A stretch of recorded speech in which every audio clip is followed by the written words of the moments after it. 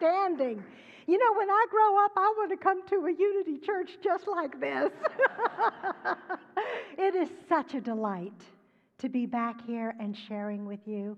I do consider Unity of Naples part of my spiritual family.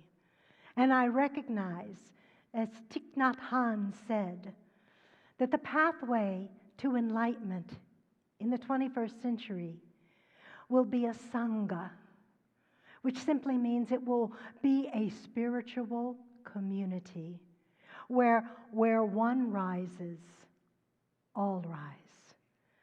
And part of global unity is recognizing the goodness lifts us up.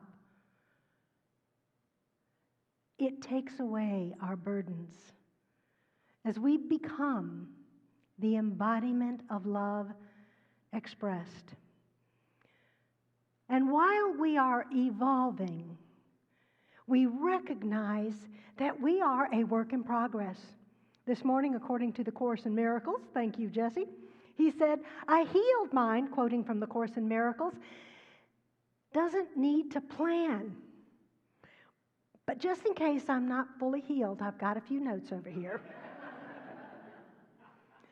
The seed of suffering, the seeds of frustration, maybe even despair or pain that we may have in our life or we may see others have, we are encouraged not to wait until the suffering, the discouragement, the pain, the frustration, whatever separating emotion or experience we may have, do not wait until it is fully eliminated before we choose deliberately, consciously, intentionally to be happy. Sometimes we wait until a roadblock is moved before we decide our next course in life. Don't wait. If happiness, peace, empowerment, wisdom, joy, freedom, whatever it is in the fifth dimensional consciousness that you choose to embody, intend it now. Because the fifth dimension, as Jesus said, is right here at hand. Another word for the fifth dimension is not a piece of real estate, not a locality. It is a state of consciousness that is present here and now. We don't need to find it because we are it. We don't need to uncover it. We simply have the opportunity to intend it, to begin to put away the default mechanism of separation. The frustration, the pain, the suffering, all of those words. All we need to really do is intentionally choose and let that be the louder voice in our consciousness. The peace I am is louder than the separation I have experienced a moment ago. The joy I am becomes a cacophony of sacred intention, more so than the sadness. And Amy, I have to say, thank you for that song. My daughter and I try to sing harmony with it. We usually end up going into fisticuffs. I'm supposed to take that. No, I'm supposed to take that harmony. I've observed in the last week, having just come back from attending my grandson's graduation in Cave Springs in Roanoke, Virginia, I was mindful of all the graduations that took place and have been taking place all over the country. And I'm buoyed up by the young people who are standing up and willing to recognize, without necessarily being violent about it, this is not okay. Now, I live in Sarasota. Y'all know what's happened to New College in Sarasota? No? Oh my gosh, it's been a national thing. Well, they have decided to kick out the board of directors, they being the present government, and make a very liberal school that doesn't have grades necessarily, that is very inclusive, very expressive of the creative liberal arts, dare I say, liberal in the state of Florida. It's kind of scary. And the students, in their own way, without being obnoxious about it, said, this is not okay. We will hold our own graduation. And they did. And they also respectfully, well, semi-respectfully, went to the graduation that was planned, that they did not plan, did not have a say-so in it. But those students are learning. I can see someone's true colors without making them wrong.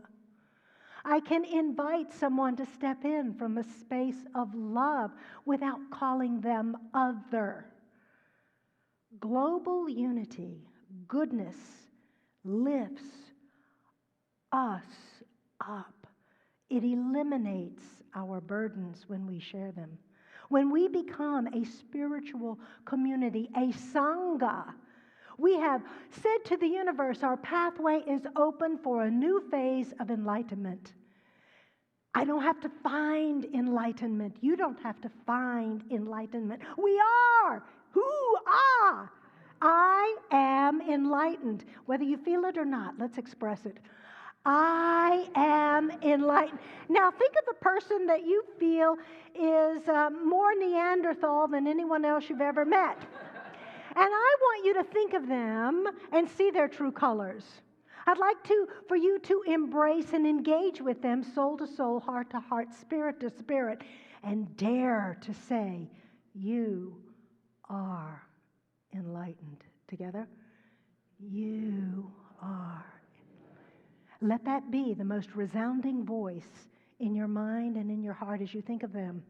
Let that be the most resounding intention in your heart as you engage with them. We are a sangha. We are a spiritual community. And what we do here now matters to the cosmos. Why stop with just Florida? Why stop with just your family? When we move into the fifth dimensional consciousness or uncover it or allow it to be revealed through us, it was what Jesus said. The kingdom of heaven is where? The kingdom of God is where? Within. Once we begin to marry those two and walk like we know it, we no longer have to plan because we are whole. We no longer have to connive or scheme because we are engaged consciously. There are many quotes from famous people that get boiled or distilled down. When injustice becomes law, and I like to add this, because I've seen certain evolutions of consciousness that appear that unjust things happen. What is ours to be, know, do? In that order. Be, know, and then do. I've tried the doing and then knowing and then the being. I promise you it does not work that well. It comes down to this fifth dimensional establishment of letting love lift us up. What is the wisest, most loving, and then what is the most powerful response? I had the opportunity to practice, and I can't think of a better classroom than being with my family for a week. I loved it. I went up to Asheville to spend Mother's Day with my daughter, and we went to a spa where we got to get into a hot tub with no clothes on together. Talk about being vulnerable. The good news was there was a little Prosecco to share, and it was all great. But she has reminded me that all I have to do sometimes is walk into the room and she gets triggered. Can you imagine?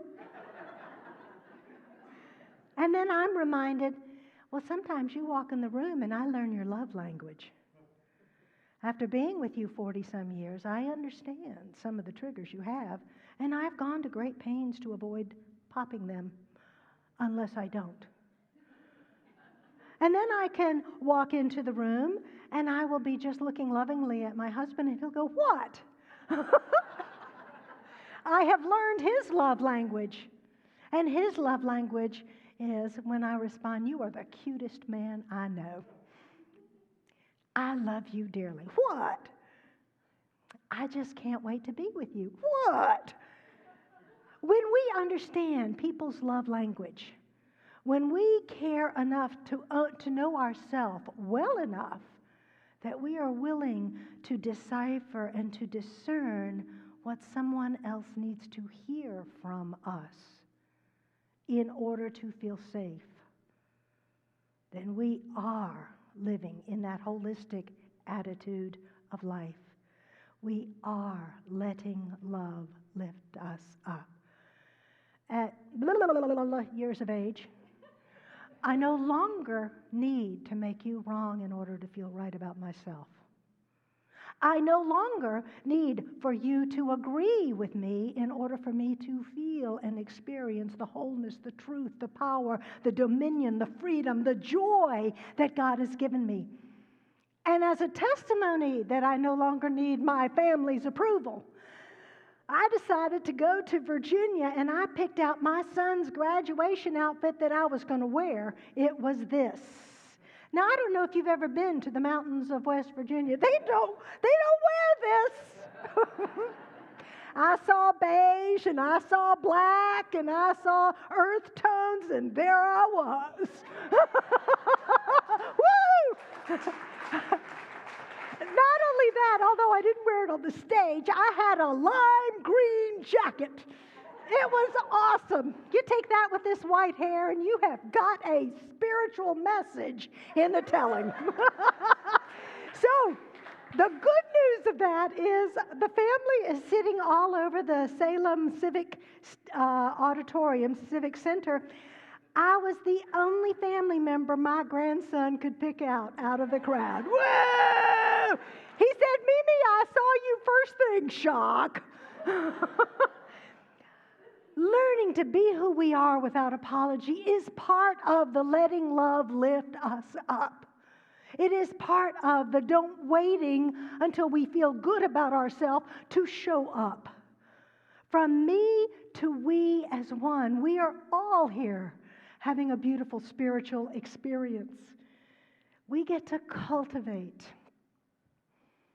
our own agenda. Individuals have said, well, we're born into this world with a specific agenda, and that may or may not be true. I do know that we can fix it, we can change it, we can reshape it, because we are co-creators of our own reality. In the fifth dimension, everything's possible. Part of the qualities of the fifth dimension of the kingdom of heaven, whatever you choose to see or say about it, is all things are possible. Remember that song, Hillsong? All things are possible. Isn't that great? Yeah, you might want to sing that sometime. That'd be great. Jesus, in one of his final teachings, said these words, that what you do to the least of these, my brothers and sisters, you do unto me. And then he went on to tell about a parable of the sheep and the goats. It was about the last judgment. Now, I don't see the last judgment as being anything that we need to be afraid of. It's really about the last time we judge anyone right or wrong more than anything else. And we discern the power and the presence of God. I hope to have had my last judgment about myself or you or another country or another person or even another political figure. I would prefer to see their true colors. I would prefer to see the radiance of the light that they have come here to express. I would prefer to never, ever make anyone wrong. Because when we make someone else wrong, we both lose. And in global unity, we are about win-win.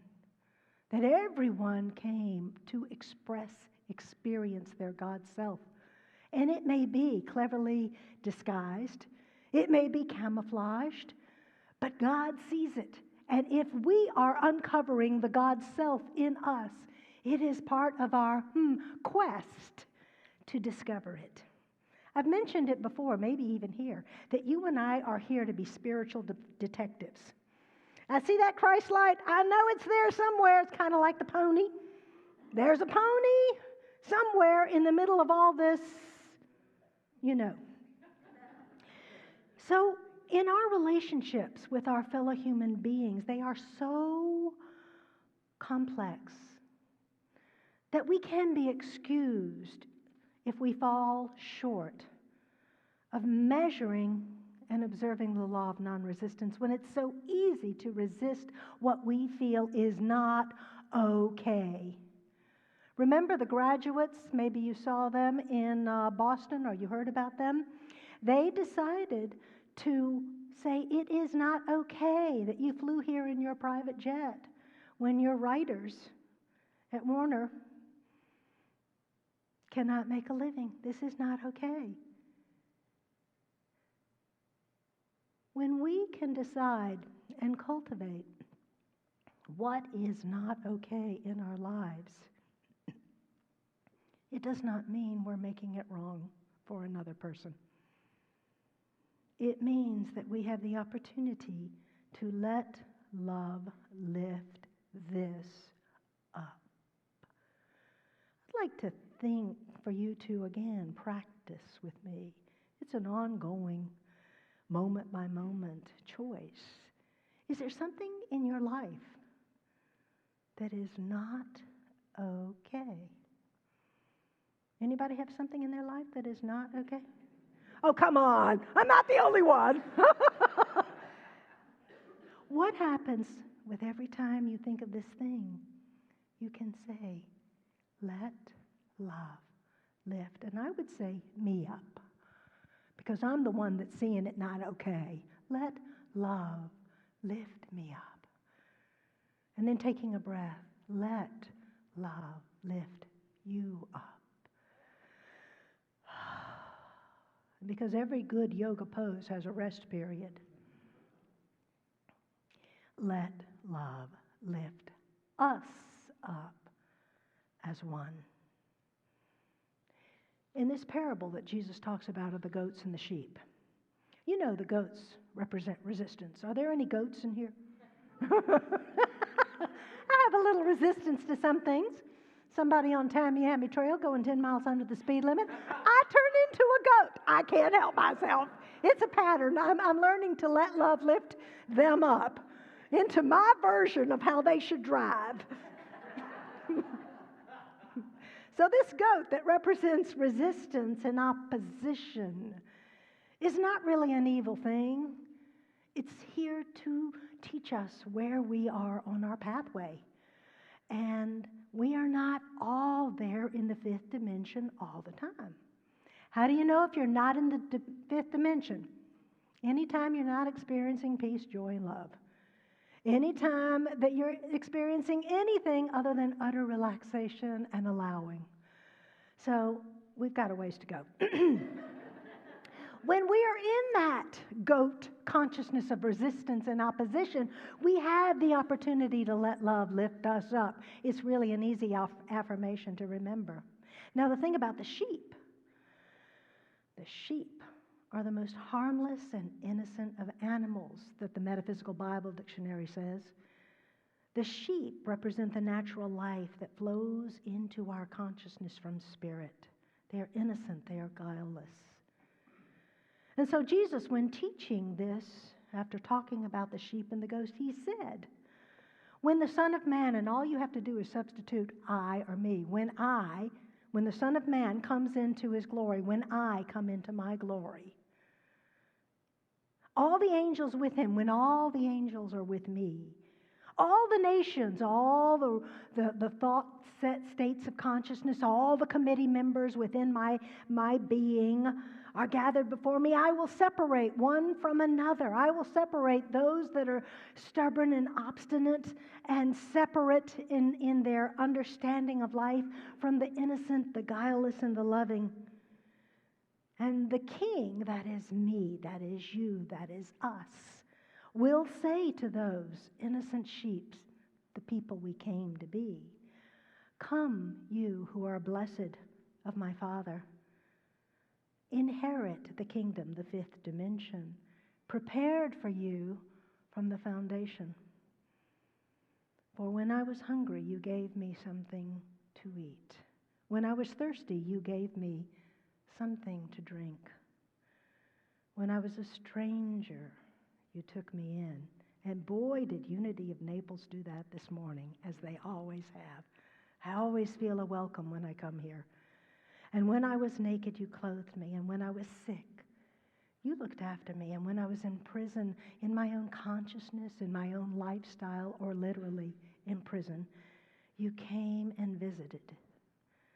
And they will say to him, "Well, when did we see you hungry or feed you or thirsty or give you something to drink? When did we see you a stranger and take you in? When were you in prison and we visited you?" And the king, or you, or me, will reply, "Truly I tell you, as you did it to the least of these brothers and sisters of mine, you did it to me." We are here to promote rampant well-being. We're here to embody wisdom, mastery, and our sovereign ability to deal with what comes in front of us. Not hide from it, not pretend it isn't there or to avoid it. Because as we move into this fifth dimensional consciousness where love lifts us up, we recognize that a negative bias against anyone or anything is centered in fear. And what is there to fear in God? We recognize that hate is an unhealed place of pain. And we are here to help heal it. And we recognize that suffering is amplified as we resist it. But you and I are sovereign spiritual masters, yes? I want to make sure you're awake. I'm a sovereign spiritual master in the making. Now, as a sovereign spiritual master, I am present, fully present to what so-called offends me, because I recognize that compassion resolves bias and prejudice. I am here to take kind action, because kindness and compassion confounds hate. It does not know what to do with it. It's like someone in the midst of a snit throws you the ball of hate and you refuse to catch it. Instead, you open up your heart to love. And surrender releases all resistance. We are all in this together. One of my friends, Karen, does not know a stranger. And she'll walk up to anyone and anywhere at any time. And she found a gentleman while they were having a sundowner at one of the local bars. And he walks in with these beautiful electric blue toenails.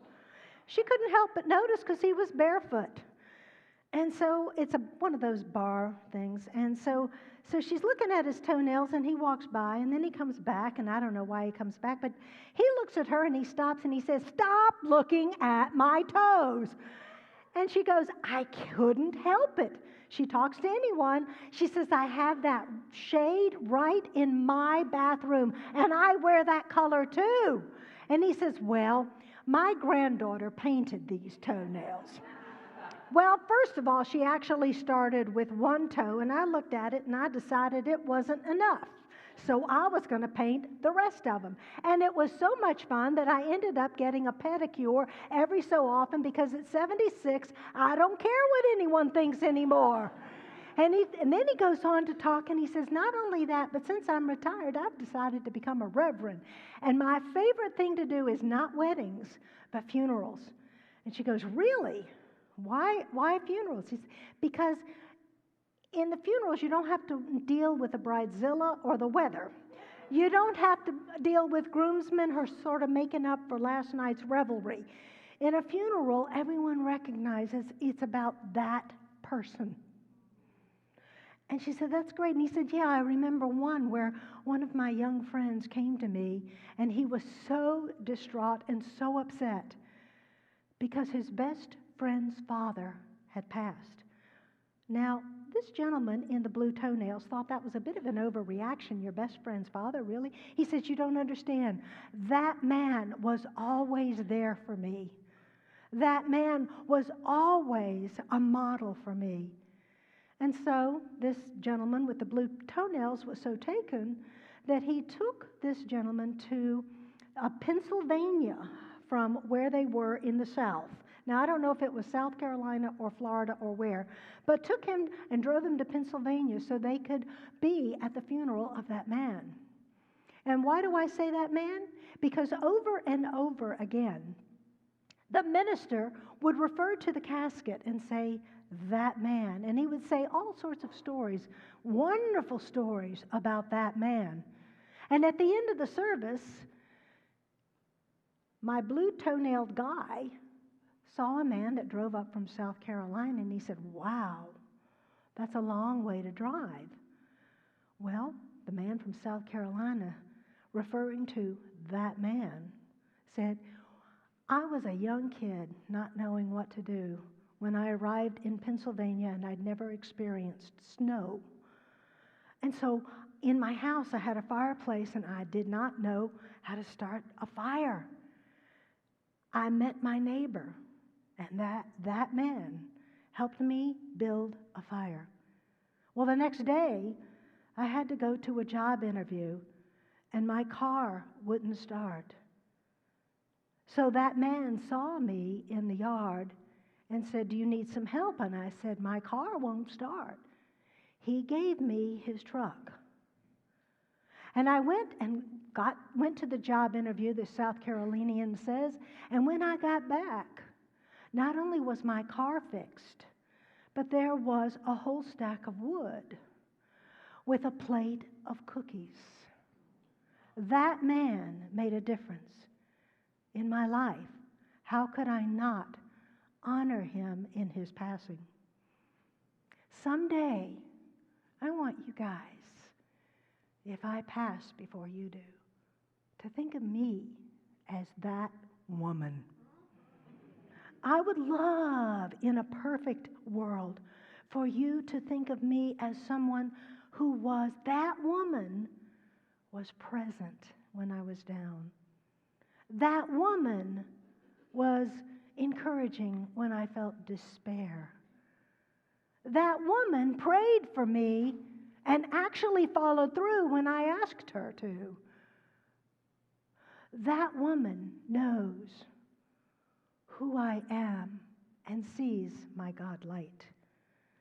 As you and I do what we do from love, and as we say what we say from truth, and as we live from this space of service, we move from me to we to love. Namaste. Thank you. Thank you.